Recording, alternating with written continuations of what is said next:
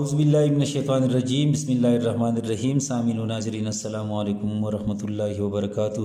Urdu grammar کے ساتھ آپ کی خدمت میں حاضر ہوں۔ آپ سے گزارش ہے اس چینل کو سبسکرائب کریں، آج کی ویڈیو کو لائک کریں اور ساتھ ساتھ یہ ویڈیو آخر تک دیکھیں تاکہ آج کے عنوان کے حوالے سے تمام باتیں آپ کی سمجھ میں اچھی طرح آ جائے۔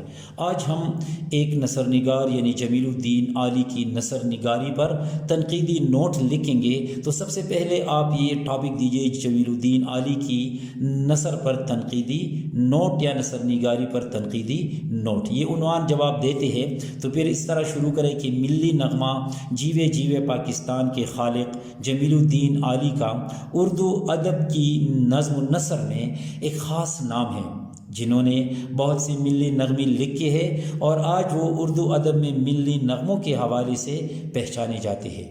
جمیل الدین عالی اردو نثری اصناف میں سفرناموں کے حوالے سے ایک خاص مقام اور پہچان رکھتے ہیں، کیونکہ انہوں نے کافی سفر کیے ہیں جن میں سے اکثر کو انہوں نے تحریری صورت بھی دی ہے۔ ان کا کالم روزنامہ جنگ میں باقاعدگی سے چھپا کرتا تھا۔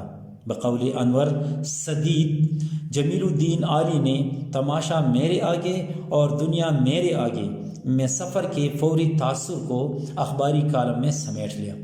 انہوں نے ادب کی کلاسیکی پس منظر کو زندگی کے موجودہ مناظر سے مربوط کیا۔